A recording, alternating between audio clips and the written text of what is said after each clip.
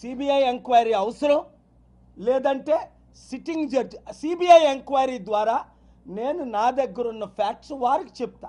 ఎందుకంటే ఆంధ్రప్రదేశ్ పోలీసు శ్రీనివాస్ అనే circle inspector ఇప్పుడు డిఎస్పి అటెంప్ట్ మర్డర్ కేసు నా మీద పెట్టాడు, తర్వాత క్షమాపణ చెప్పాడు. నేను లేకుంటే అటెంప్ట్ మర్డర్ ఏంటి? కత్తులు లేవు, కడారు లేవు, నేను లేను, విక్టిమ్ లేడు అంటే ఆంధ్రప్రదేశ్ పోలీసులు అప్పుడు చెప్పిన గవర్నమెంట్ ఇప్పుడు చెప్పిన గవర్నమెంట్ ఎన్ని వ్యతిరేక ఇల్లీగల్ కేసులు పెడుతున్నారు. అందుకనే ట్రంప్ దగ్గరికి నేను తీసుకెళ్లవలసి వచ్చింది, ఫారిన్ మినిస్టర్ దగ్గరికి తీసుకెళ్లవలసి వచ్చింది, జాన్ తూన్ దగ్గరికి తీసుకెళ్లవలసి వచ్చింది, యూరోపియన్ పార్లమెంట్కి తీసుకెళ్లవలసి వచ్చింది. ఎందుకంటే ఇలాంటి ప్రవీణ్ పగడాలని ఎంతమందిని మీరు చంపడానికి ప్రయత్నిస్తున్నారు? ఎందుకంటే న్యూస్లో చూస్తున్నాను 110 మంది ఉన్నారు లిస్టులో, 15 మంది ఉన్నారు, ఈ ఎంపీలు చేస్తున్నారు, ఆ ఎమ్మెల్యేలు చేస్తున్నారు. నాకైతే సత్యం తెలీదు. అప్పుడు 99లో ఆస్ట్రేలియన్ మిషనరీకి అన్యాయం జరిగినప్పుడు నేను ఫైట్ చేశాను, న్యాయం చేశాను. ఇప్పుడు ప్రవీణ్ పగడాల విషయంలో అవినీతి అన్యాయం జరిగింది కాబట్టి ఆయనకు ప్రొటెక్షన్ ఇవ్వలేదు సరికదా, ఆయన కాపాడలేదు సరికదా, ఆయన ఒక త్రాగుబోతుగా ఆర్టికల్ 21 వయలేషన్ చేస్తూ ఆయన చనిపోయాడని తాగేశాడు. తాగినప్పుడు మీ పోలీసు 3 గంటలు ఇక్కడ ఏం చేశాడు? ఆయన ఎందుకు అరెస్ట్ చేయలేదు? ఆయనకి ఎందుకు నోటీస్ ఇవ్వలేదు? ఆయన వెహికల్ ఎందుకు సీజ్ చేయలేదు? 3 గంటలు మీ సబ్ ఇన్స్పెక్టర్ మాట్లాడాడు కదా విజయవాడలో, దానికి జవాబు లేదు. అది వయలేషన్ కాదా? మీరు తాగారు అంటున్నాడు, ఎక్కడి నుంచో బయలుదేరాడు, హైదరాబాద్ నుంచి తాక్కొస్తున్నాడు, ఇక్కడ రాబోయేసారి 2 సార్లు పడిపోయాడు అంటున్నారు. మరి పడిపోయినండి మీరు ఎందుకు హాస్పిటల్లో తీసుకెళ్ళా?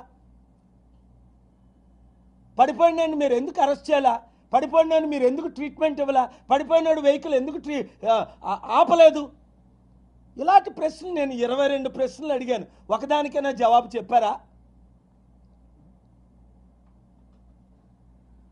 కనుక మీడియా మిత్రులారా, దైవజనులారా, పబ్లిక్ ఇన్ కామన్ సత్యం బయటికి వస్తుంది అని నాకు నమ్మకం ఉంది. వివేకానంద రెడ్డి కేసులో తారుమారు చేసేసి 6 సంవత్సరాలు అయింది. ఈయన అప్పుడే చెప్పాను మీకు ఇదే రూమ్లో, వాళ్ళ ఇద్దరిలో ఎవరు గెలిచినా వివేకానంద రెడ్డికి న్యాయం జరగదు, ఆయన కుటుంబానికి న్యాయం జరగదు. ఆయన చేశాడని ఈయన అంటాడు, ఈయన చేశాడని ఆయన అంటాడు. ఎవరు చేశారు? ఇంత ఇంట్లో దారుణంగా హత్య చేసేస్తే ఈ రోజుకి ఎవరు చేశారని సిబిఐ కూడా ఫెయిల్ అయింది. ఇప్పుడు FBI ఎంక్వైరీ చేయిస్తాం, ఇంటర్నేషనల్ ఎంక్వైరీ చేయిస్తాం, ఇంటర్నేషనల్ కోర్ట్ ఆఫ్ జస్టిస్కి వెళ్తాం. లడ్డు వివాదంతో క్రిస్టియన్స్ని హిందూస్ని రెచ్చగొట్టాలని చూశారు, అంత ఫేక్ రుజువు అయిపోయింది కదా, ఇది అంత ఫేక్ అని. సుప్రీంకోర్టుకి ఎందుకు వెళ్ళా? 100 కోట్ల హైందవుల మనోభావాలు దెబ్బతీశాడు అని 100 కోట్ల హైందవుల తరపుని సుప్రీంకోర్టుకి వెళ్ళి నేను ఫైట్ చేశాను, న్యాయం చేశాం. మరి ప్రవీణ్ పగడాల కొరకు న్యాయం చేయమా? మిత్రులారా, హిందూస్, ముస్లిమ్స్, క్రిస్టియన్స్ శాంతి కోరుకున్న ప్రతి ఒక్కరు, ఆనరబుల్ సిజే గారు శాంతి చూసారా?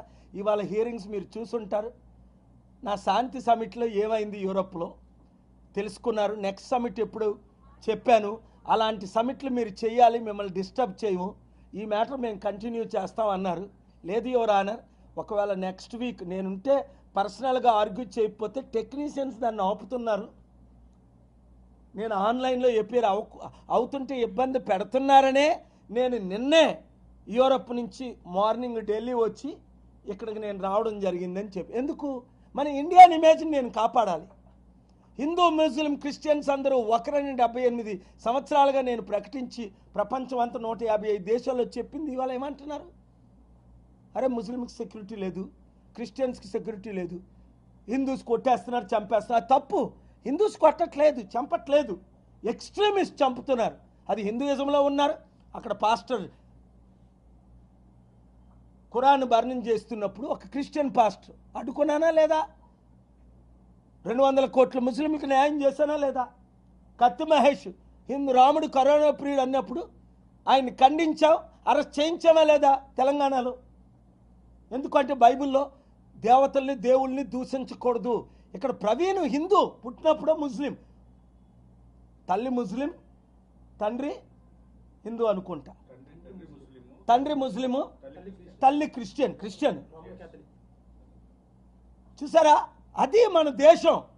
ప్రవీణ్ పగడాల తల్లి క్రిస్టియన్, తండ్రి ముస్లిం. తప్పేముంది? అబ్రహాం సంతానమే కదా. ముస్లింలు క్రిస్టియన్ పెళ్లి చేసుకోకూడదా? హిందూస్ క్రిస్టియన్స్ పెళ్లి చేసుకోకూడదా? అది ఒక కుటుంబం. అంత చక్కని టాలెంట్ ఉండి దేవుని చేత వాడబడుతున్న ఆయన్ని ఒక తాగుబోతుగా మీరు చిత్రీకరిస్తారా? దుష్టులారా, దుర్మార్గులారా, నీచలారా, అసహ్యులారా, మీరు చూసారా ఆయన తాగడం? మాస్క్ పెట్టుకొని లోపల తాగాడా? ఎక్కడ కొన్నాడు? చూపిస్తున్నారు డూప్లికేట్ ప్రవీణ్ అని చెప్పుకుంటా. మరి ఎక్కడ తాగాడు?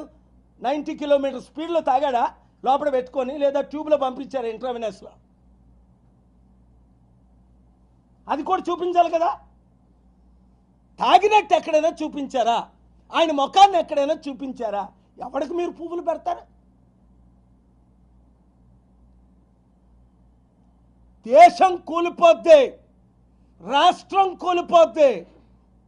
నేను ఒక మ్యాటర్ టేకప్ చేసిన తరువాత మీరు ఒళ్ళు దగ్గర పెట్టుకొని ఇన్వెస్టిగేషన్ చేసుంటే మంచిది.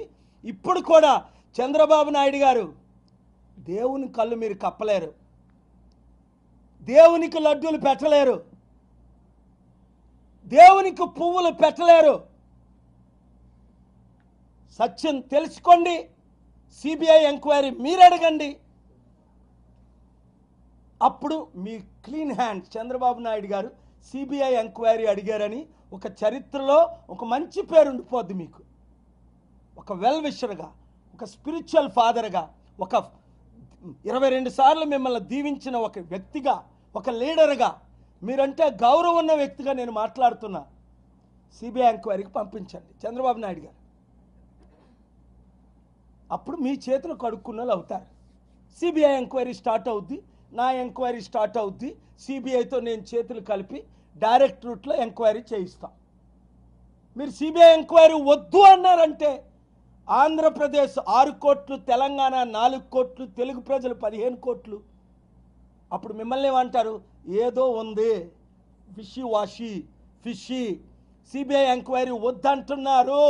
చంద్రబాబు నాయుడు గారు ఎందుకు వద్దంటున్నారు అని ఒక క్రైస్తవులు కాదు, 30%, 15 కోట్లు తెలుగు ప్రజలు మిమ్మల్ని వారి హృదయాల్లో నుంచి వెలివేస్తారు. అనవసరంగా మీకు చెడ్డ పేరు వస్తుంది. ఇంతకాలం మీరు చేసిన సేవ అంతా వృధా అయిపోద్ది. చరిత్రలో నాట్ హౌ యూ స్టార్టెడ్. 78లో మీరు ఎమ్మెల్యే అయ్యారు, 95లో ముఖ్యమంత్రి అయ్యారు. 4 సార్లు ముఖ్యమంత్రి అయిన తర్వాత 2025లో ఈ ప్రవీణ్ పగడాల కేసులో మీరు జీరో అవుతారా, హీరో అవుతారా? నా మాటలు వింటే, నేను చెప్పినట్టు చేస్తే, నేను మీకు చెప్పాను క్లియర్గా, మిమ్మల్ని కలుస్తానని 10 సార్లు చెప్పాను మీడియా ద్వారా, మీ ఫ్రెండ్స్ ద్వారా, T5 నాయుడు ద్వారా కలుస్తామన్నారు 20వ తారీఖుని. నేనైతే సిద్ధం. నా ఎవిడెన్స్లు చూడండి, మిమ్మల్ని ఒక్కరినే నమ్ముతాను. నేను పోలీసులు నమ్మనని క్లియర్గా చెప్పాను. నా మీదే కేసు వేసినప్పుడు పోలీసులు చచ్చిపోయినాడు మీద ఇంకా నిందలు పెట్టరా? ఎంతో గౌరవం నేనంటే పోలీసులకి, డీజీపీలకి, హోమ్ మినిస్టర్లకి. అలాంటిది నా మీదే అవినీతి కేసు వేసినప్పుడు ఆ కాలం 2012లో మరి చనిపోయినాడు మీద ఎయిరా? వాళ్ళ భార్య పిల్లలు నోరు ముయించట్లేదా? వాళ్ళ బంధువులు నోరు ముయించట్లేదా? వాళ్ళ ఫ్యామిలీ మెంబర్స్ నోరు ముయించట్లేదా? ఇప్పుడు వాళ్ళు నాతో లేరా? మీరు రమ్మంటే మీ ఇంటికి తీసుకొని వస్తా వాళ్ళందరినీ, సీక్రెట్గా, ఓపెన్గా, మీ ఇష్టం. కనుక లైవ్లు ఇచ్చిన మీడియా మిత్రులందరూ దేవుడు దీవించుగాక. లైవ్లు ఇవ్వని వారికి బుద్ధి చెప్పి గడ్డి తినేలా దేవుడు చేసునుగాక. ఎందుకు? సత్యం మాట్లాడినప్పుడు లైవ్లు ఇవ్వాలి. Media is 4th pillar of democracy. Article 19లో ఫ్రీడమ్ ఆఫ్ స్పీచ్,